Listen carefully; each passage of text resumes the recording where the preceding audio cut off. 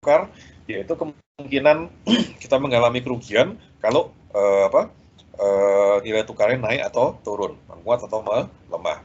Contoh paling gampang adalah kita ekspor barang ke Amerika, bayarnya dolar. Kita sudah ancer-ancer dengan rate Rp14.000 per dolar. Misalnya kita jual barang harga $10, kita sudah memperkirakan dapat $10, ditukar ke rupiah dapat Rp140.000. Tapi ternyata rupiahnya menguat, dolarnya tinggal Rp13.000 per dolar. Ketika kita terima $10 bayarannya kita ekspor itu, kita tukarkan rupiah, ternyata tinggal Rp130.000.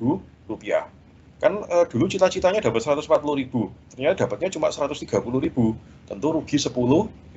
Nah, ini contoh dari forex risk, risiko nilai tukar.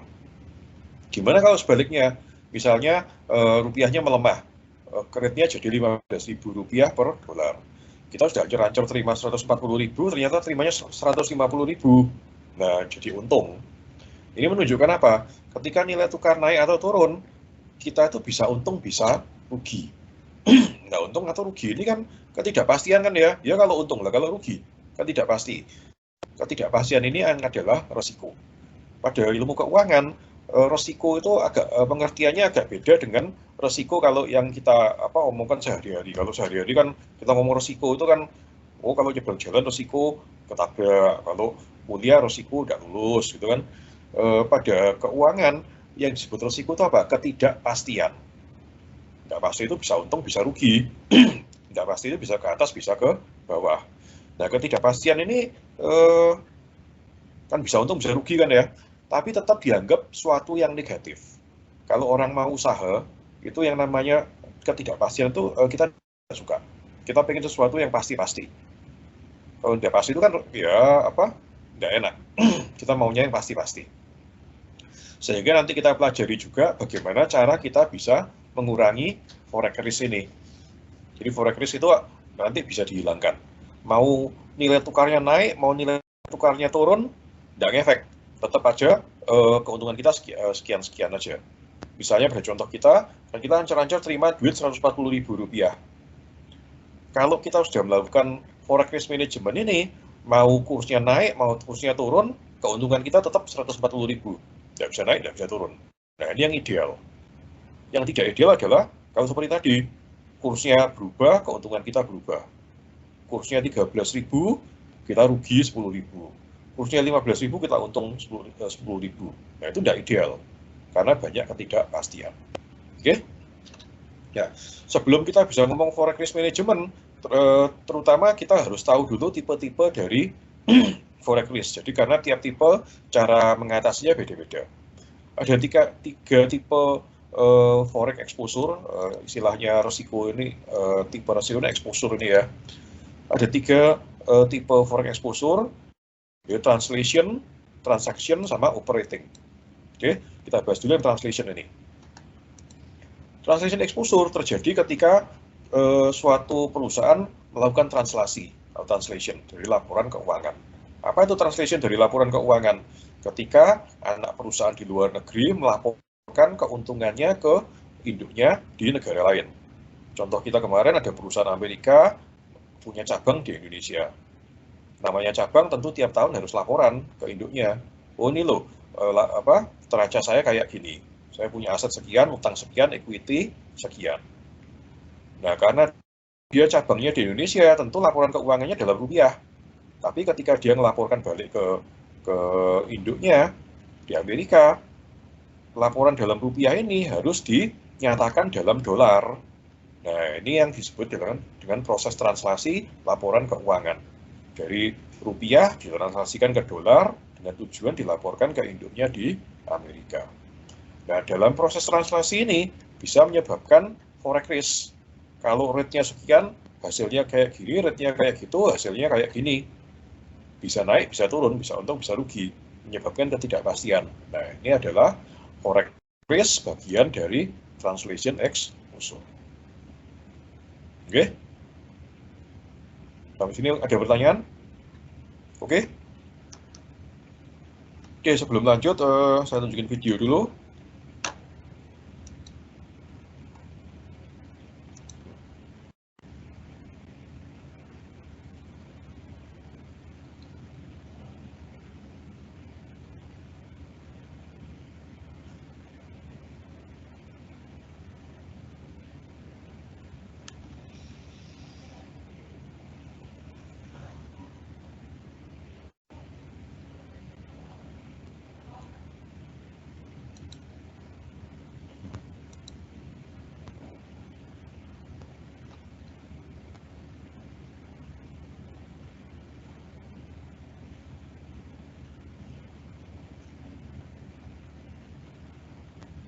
When a company does business internationally. Suaranya masuk? Masuk, Pak. Oke. Internationally and buys or sells goods in a different country, it will either pay for purchases in the foreign currency or earn income from sales in the foreign currency. Exchange rate risk becomes a factor in these interactions because the value of the foreign currency could change between the time of the transaction and the time the payment is made or received and converted to the company's home currency. A lag of 30 to 90 days in accounts payable is fairly common, so global companies often have at least a 30-day window when fluctuations in exchange rates could result in paying or earning more or less than they planned on. Global firms seek to reduce or even eliminate this exchange rate risk by adopting one of three common strategies: spot rate exchanges, a hedge, or a currency swap. Let's take a look at each one of these strategies. Spot rate exchanges allow a firm to buy the needed foreign currency at the so-called spot rate at the time of the transaction. This eliminates the time gap between agreeing on a price and making the payment. For instance, if Hyundai Motors of Korea were to agree to buy rubber from Salim Ivomas Pratima, an Indonesian rubber company, Hyundai could simultaneously sign the contract and buy Indonesian rupiah to pay Salim even if the payment were not due for a few weeks. This way, Hyundai would remove the risk of the rupiah gaining value relative to the South Korean won in the intervening period.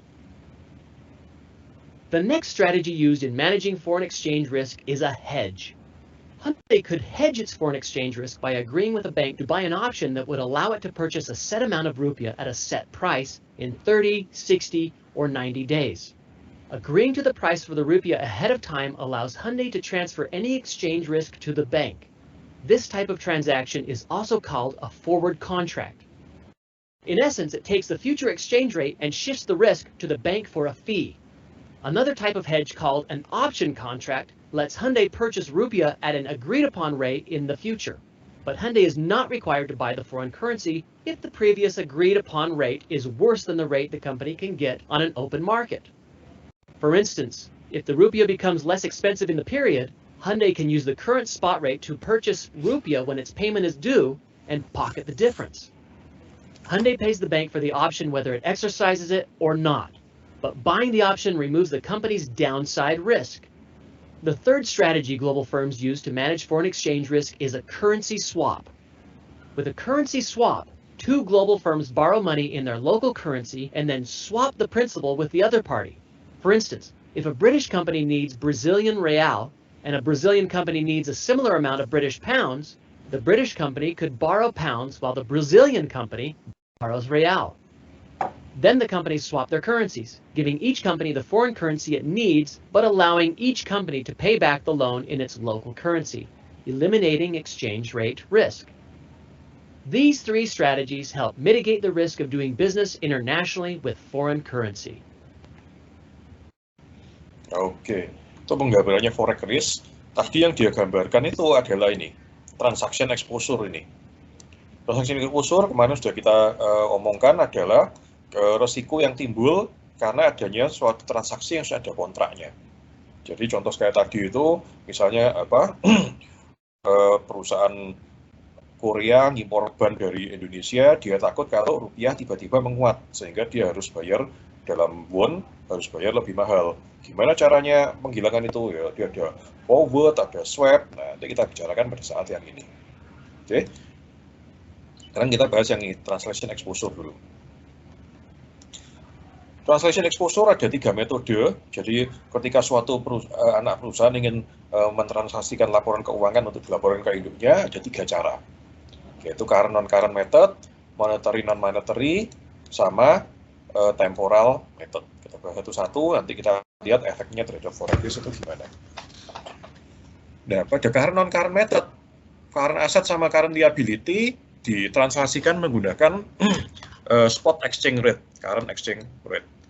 Fixed asset sama long term liability ditransaksikan menggunakan exchange rate ketika aset liability tersebut didapatkan. Oke, langsung contoh aja biar lebih gampang.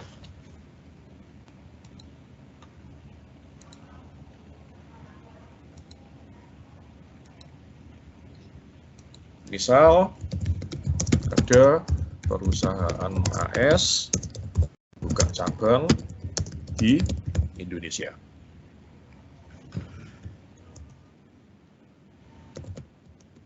Cabang di Indo,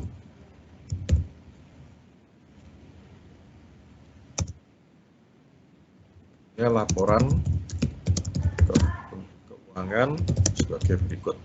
Ini saya buat sederhana sekali laporan keuangannya, aslinya tidak sederhana, ini ya laporan keuangan perusahaan ya. Misalnya dia punya cash sebesar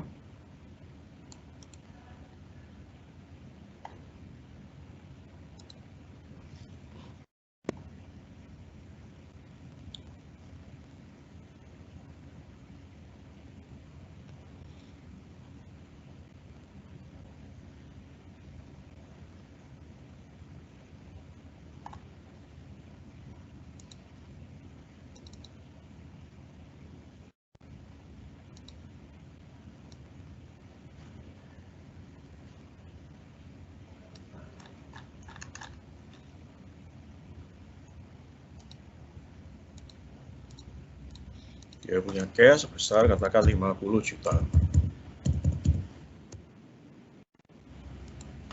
Dia punya tanah katakan 250. Tanah dibeli tahun 2010 ketika kurs katakan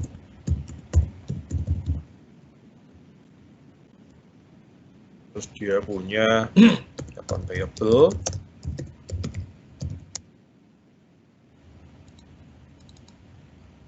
tingkat lagi ya, neraca yang di dasar keuangan ya. Dia punya account payable katakan 30 juta.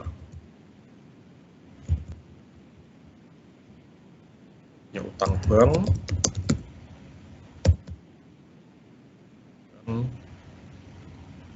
berapa? 200 juta.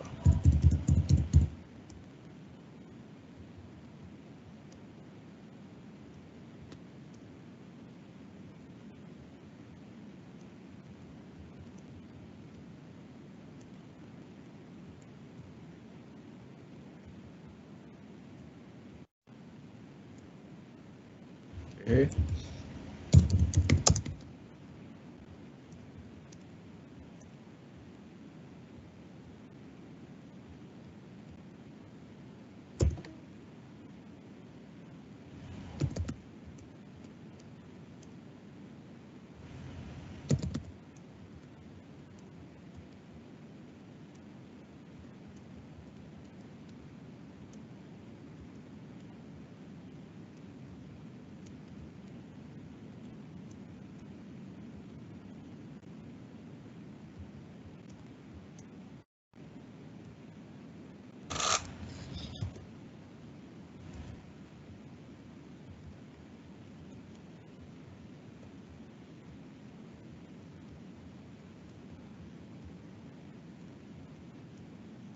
Jadi ada cerita seperti ini, dia melakukan transaksi menggunakan current non-current method.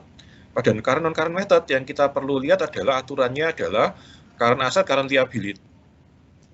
Current asset, current liability menggunakan current exchange rate saat ini. Fixed asset, long term liability menggunakan kurs ketika aset liability tersebut didapatkan. Oke, jadi ketika dia ingin melaporkan laporan keuangannya, cash itu aset atau liability?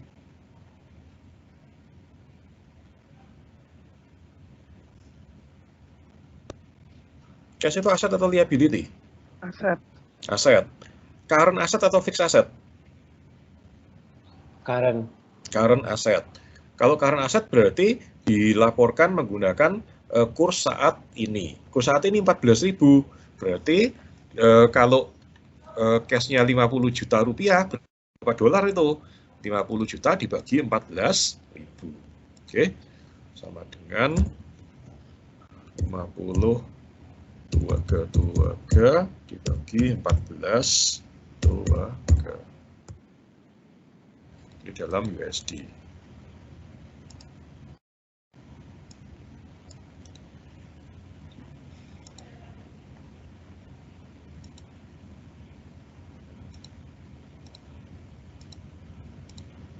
Oke. Ini adalah 50 juta dibagi 14.000. Terus dia ngelaporkan tanah. Tanah aset atau liability? Aset. Aset. Current aset atau fixed asset? Fixed asset. Fixed asset. Pada aturan current non-current method, fixed asset dilaporkan menggunakan kurs ketika tanah ini dibeli. Dia beli tanah ini tahun 2010. Pada waktu 2010 itu waktu dia beli tanah, kursnya adalah 10.000. Berarti tanah 250 juta ini jadi berapa dolar? 250.000 dibagi 10.000. Oke. 250 2 dibagi 10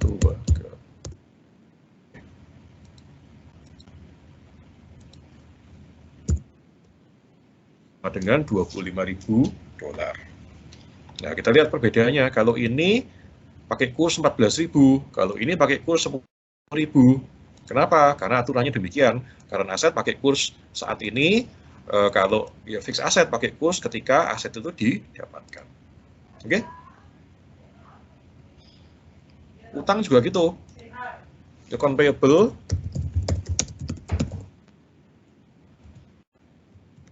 adalah liability. Current atau long term? Current liability atau long term liability, account payable itu?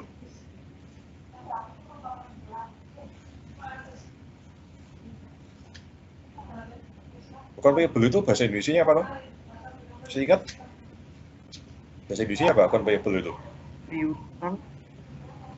Piutang atau utang? Utang dagang. Kalau payable itu utang, kalau receivable itu piutang. Account payable itu utang yang gimana? Utang dagang itu apa maksudnya? Contohnya gimana? Sama enggak kalau kita utang ke bank?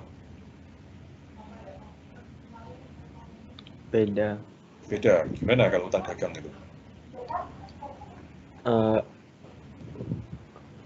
Utang yang antara beli bahan. Ya, betul. Jadi kita ngambil barang dari supplier tapi bayarnya nanti. Utang kan ya? Nah, itu account payable atau utang dagang. Utang dagang atau account payable ini current liability atau long term liability? Utang jangka pendek atau utang jangka panjang?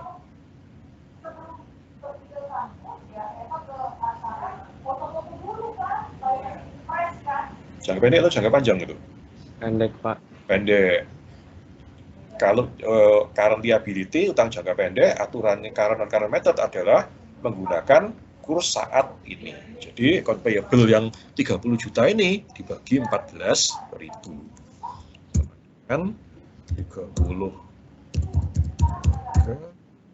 ke 14, 2. Oke, sekian. Beda dengan utang bank. Kalau utang bank itu utang jangka panjang. Pada current non-current method, utang jangka panjang itu dikurskan menggunakan kurs saat utang itu dibuat. Dia ngutangnya tahun 2012. Tahun 2012 ketika dia ngutang itu kursnya 11.000. Ya dibaginya 11.000. Kita pakai yang 11.000. Sama dengan 200 dibagi 11.000. Oke, sama dengan sekian. Oke. Nah, ini baru apa? Kurs-kursnya. Ini ingin melaporkan neraca kan ya. Neraca itu bentuknya kan kiri aset, kanan liability sama equity. Nah, coba kita apa? Oke, mungkin kita ulangi dikit tentang neraca ya.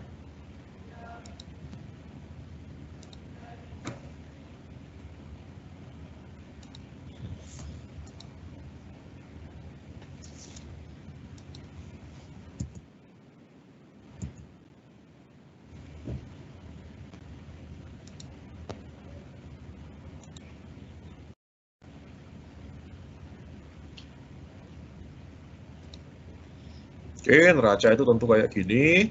Ini aset, ini liability, ini equity. equity. Oke, misalnya aset kita, kalau misalnya aset kita 100, kita punya utang 80, maka equity kita adalah 20. Jadi kalau di total harus 100. Artinya apa? Kita punya aset 100, tapi aset 100 ini kita punya utang 80, sehingga kekayaan kita yang sebenarnya adalah 20 ini, equity ini. Ingat? Nah, sekarang coba kita lihat ini.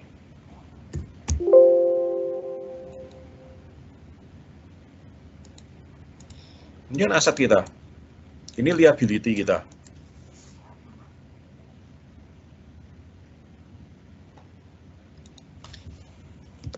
Aset berarti adalah totalnya cash sama tanah kan ya, sama dengan ini ditambah ini. Liability kita itu adalah account payable sama utang bank, sama dengan ini ditambah, oke, berarti equity kita atau kekayaan bersih kita adalah tentu ini dikurang sama dengan ini dikurangi ini. Oke. Nah, ketika kita mentranslasikan laporan keuangan ini yang kita laporkan ke Amerika. Ini loh, aset saya di Indonesia itu ada $28.571 dolar, liability-nya 2325, equity-nya 8247. Ini kekayaan bersih kita di Indonesia. Nah, ini melakukan translasi. Oke? Sampai sini oke? Pak, mau tanya. Ya, ya. Yang account payable itu perhitungannya gimana lagi, Pak? Account payable adalah utang dagang. Berarti liability kan ya? Current atau long term liability, account payable ini.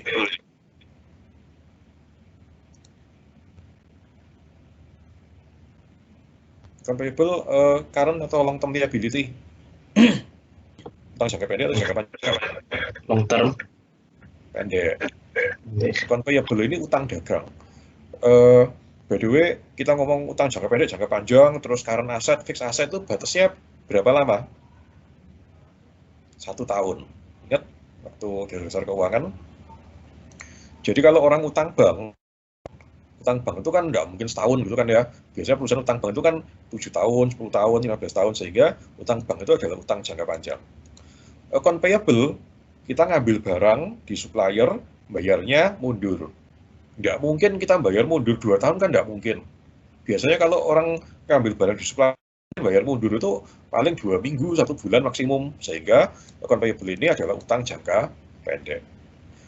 Pada aturannya current non-current method translasi ini, kalau utang jangka pendek menggunakan kurs saat ini atau kurs ketika utangnya dibuat.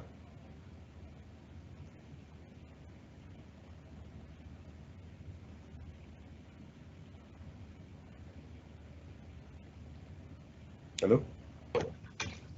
Yang kurs saat ini. Kurs saat ini. Sehingga kalau account payable kita adalah 30 juta, 30 juta ini mau dikurskan ke dolar menggunakan kurs 14.000. Oke, berarti 30 juta dibagi 14.000 ini hasilnya. Beda dengan utang bank. Utang bank kan utang jangka panjang. Pada current non-current method, kalau utang jangka panjang itu menggunakan kurs ketika utang ini dibuat. Utangnya tahun 2012, waktu itu kursnya 11.000. Berarti utang bank 200 juta ini kalau kita mau kurskan ke dolar, pakai kurs 11.000. Makanya ini 200 juta dibagi 11.000. Oke? Menjawab pertanyaan? Ya, Pak. Terima kasih, Pak. Oke, ada pertanyaan lagi?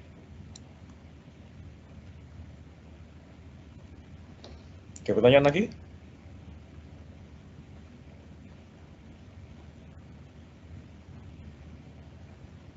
Ya. Nah, ini cara melakukan translasi. Proses translasi kalau ada perusahaan dengan cabang di luar negeri. Oke. Nah, resiko nilai tukarnya di mana? Misalnya ada kasus gini. kurs berubah jadi Rp 15.000 per USD. Oke, hitung keuntungan atau kerugian. Nah, laporan keuangan ditranslasikan.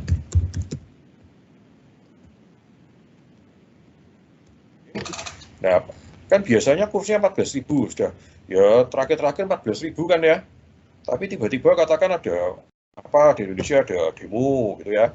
Sehingga rupiah melemah dari 14.000 tiba-tiba jadi 15.000. Apa yang terjadi pada angka-angka ini?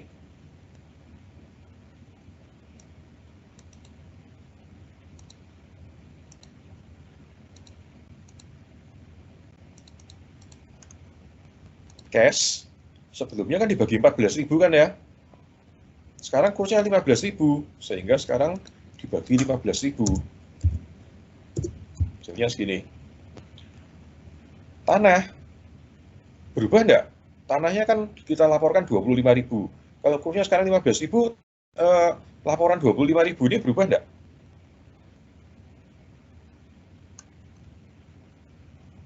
Ya, berubah enggak? Enggak, Pak. Enggak. Kenapa enggak berubah? Karena tanah ini ditranslasikan menggunakan kurs pada saat tanahnya dibeli. Mau sekarang kursnya 15.000, 14.000 ya tetap aja pakai kurs 10.000 sehingga ini tidak berubah. Yang lain oke? Ngerti maksudnya? Apa? Jelas? Jelas, Ya. Pak. Oke. Account payable menggunakan kurs saat ini. Tadi ini kita pakai 14.000, tapi karena sekarang 15.000 ya ini 15.000. Ya sekian. Utang bank ini jangka panjang menggunakan kurs ketika utangnya dibuat 11.000, sehingga ini mau jadi 15.000 enggak ngefek, tetap pakai 11.000. Nah, sekarang kita buat neracanya. Ini neraca ini ya, kalau ada garisnya ya ini ada garisnya gini ya, ada T-nya gitu ya. Nah, sekarang kita lihat aset liability sama equity-nya.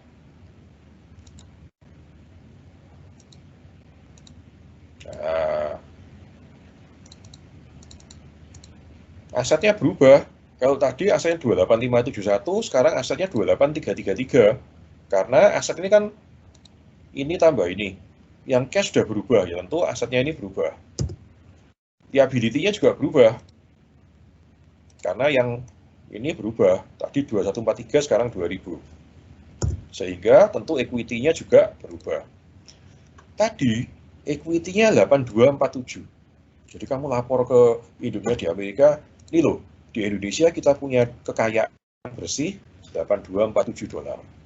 Tapi gara-gara terjadi ini, sekarang kamu bilang ke induknya di Amerika, sorry, equity kita berkurang jadi 8152. Untung atau rugi? Untung atau rugi?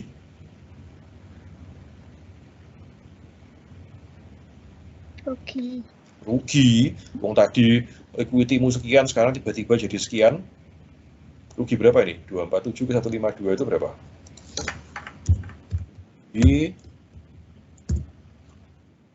Ini dikurangi ini.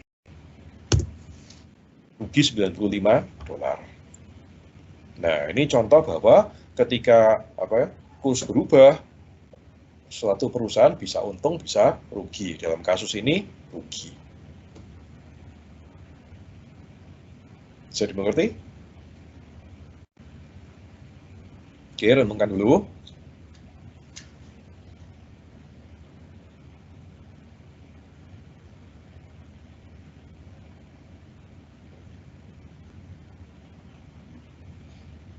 Renungkan dulu.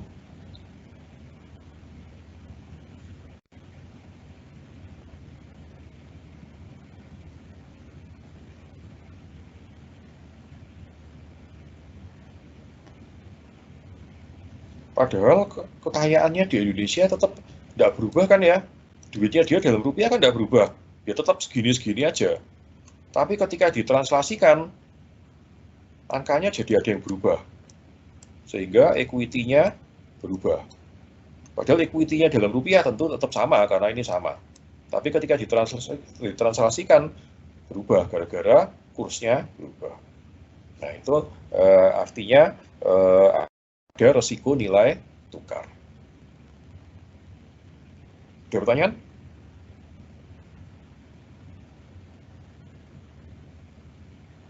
Bagaimana kalau kursnya bukan melemah tapi menguat? Jadi misalnya tiba-tiba kurs berubah menjadi berapa? 12.000 per USD. Keuntungan atau kerugian laporan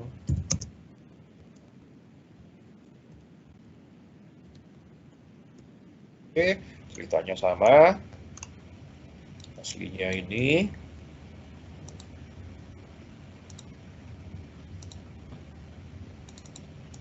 nah, cash tentu berubah. Kalau dulu 14.000, sekarang jadi 12.000.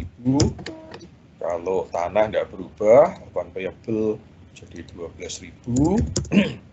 Utang bank nggak berubah, sehingga aset liability equity-nya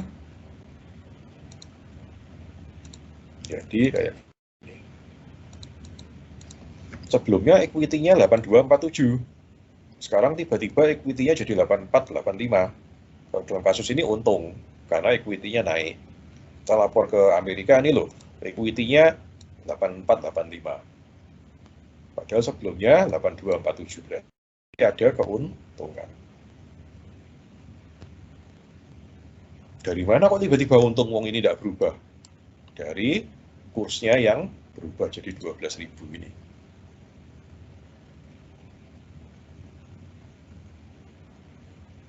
Oke, ada pertanyaan?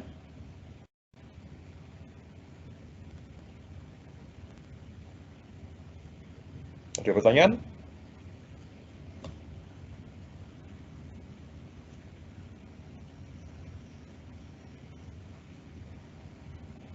Bisa? Bisa, Pak. Saya. Nah, Pak.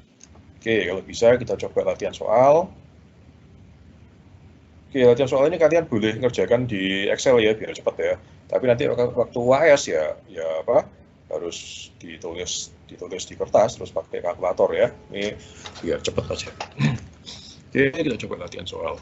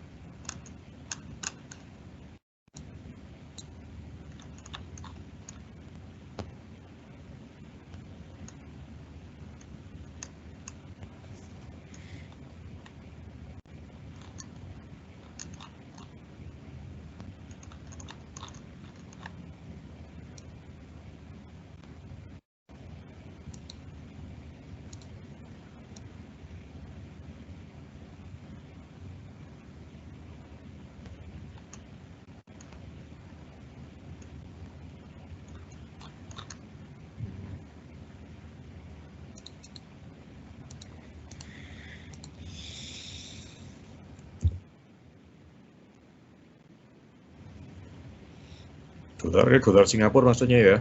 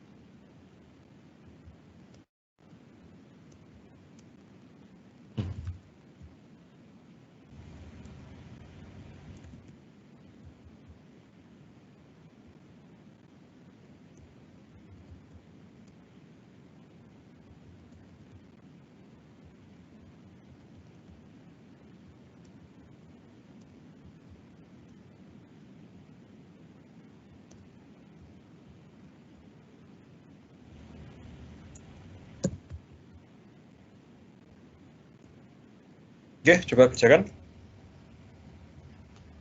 Silakan kerjakan di Excel aja biar cepat. Terus kalau sudah di foto, di share.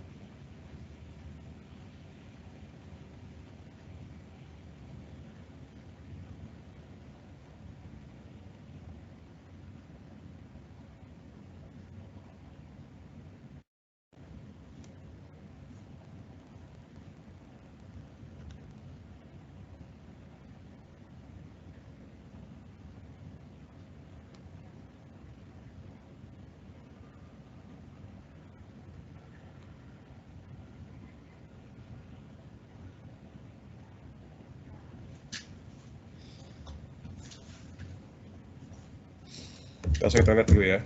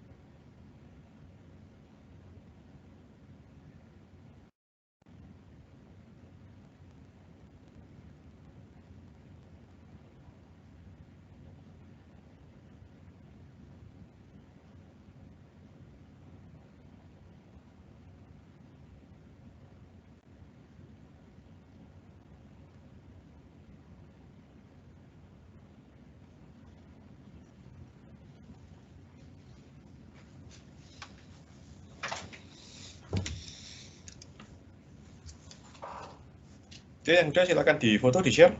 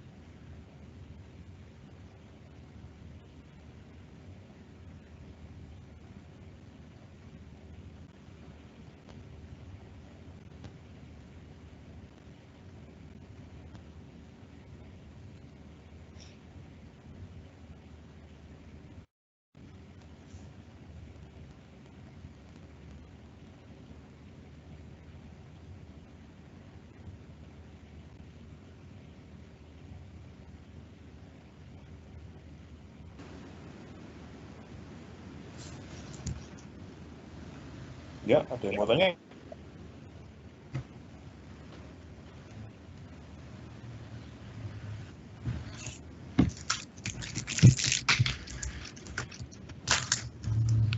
Ya dulu berarti kita harus tahu ya, aset itu mana yang current, mana yang fix, kalau liability, mana yang short term, mana yang long term gitu ya.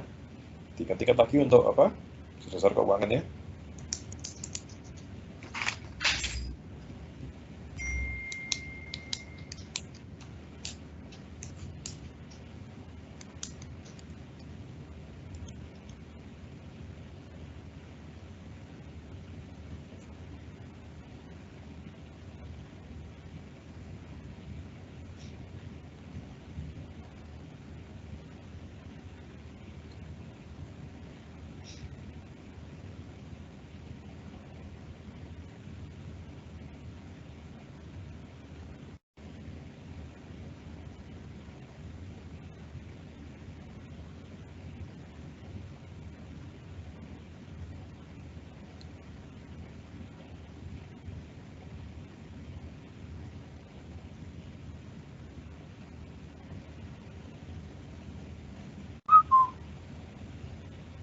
Oke, Belina. Jadi ya, masing-masing lihat WA grupnya.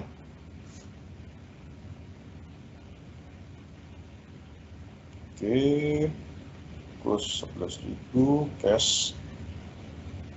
Nah, kalau tadi kan dibagi kan ya,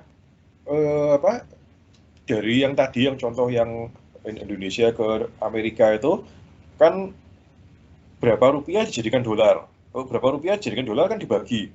Misalnya 50 juta kalau jadi dolar kan 50 juta dibagi 14.000 jadi 3571 gitu kan ya. Nah, ini ceritanya adalah kebalik. Anak cabang yang soal ini, sebuah perusahaan Indonesia punya cabang di Singapura. Anak cabang di Singapura neracannya sekian. Terus si anak cabang di Singapura ini mau melakukan translasi untuk dilaporkan ke induknya di Indonesia. Berarti kan translasinya dari dolar ke rupiah. Kalau dari dolar ke rupiah gimana ngubahnya? 5.000 dolar kalau jadi rupiah itu dibagi atau dikali? Sama 11.000 itu.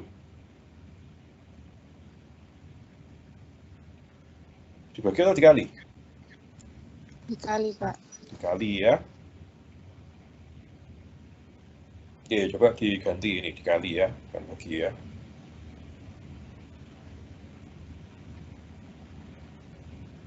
Ya mungkin soalnya kurang lengkap ya, mungkin mestinya tadi saya tulis juga anak cabang di Singapura akan melakukan translasi untuk melaporkan ke induknya di Indonesia gitu kan ya. Berarti kan ngubahnya dari dolar ke rupiah. Oke, silakan diganti jadi kali.